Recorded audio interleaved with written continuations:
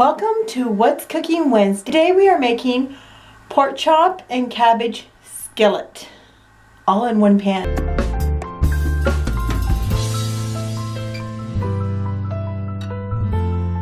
Just turn the pan on, and we're just going to put some olive oil, about a tablespoon, 2 tablespoons of olive. I'm going to coat the whole pan, heat it up on medium heat. And the first thing we're going to do is season the pork chops with some salt and pepper.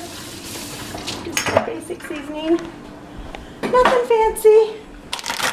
Opening our pork chops from Shoppies that we have thawed out. We have our pork sirloin chops from Shoppies that we are making today.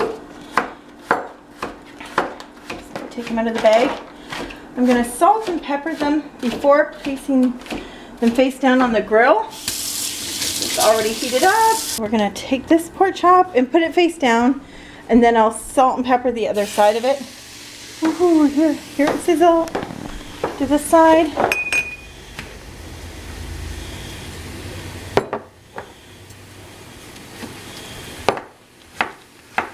Here we go.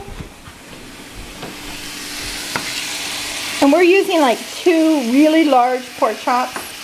This would feed 3 or 4 people. So just to give you an idea, the recipe, dicing some apples that are going in it.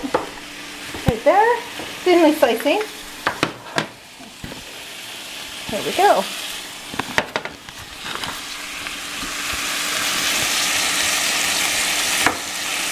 Just salt and pepper it there.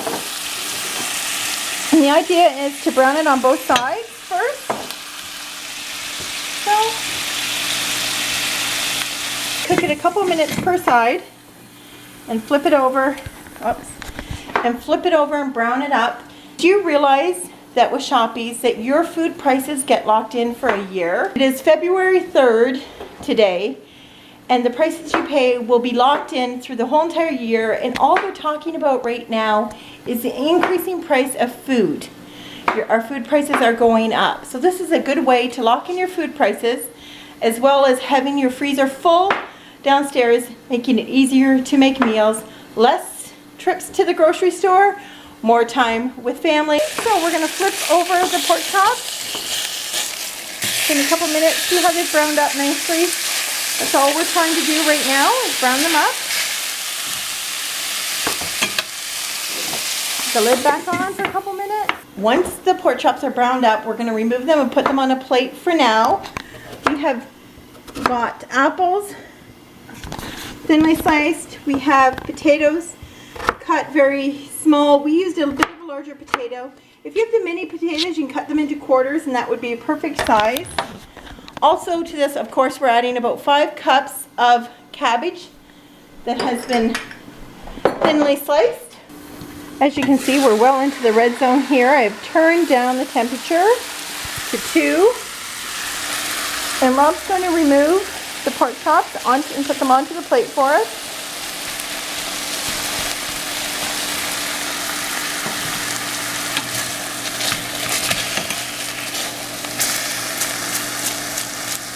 And look at all the goodness in the bottom of the skillet.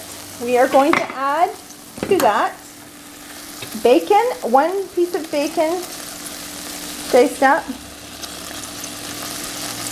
and about 1 pound of potatoes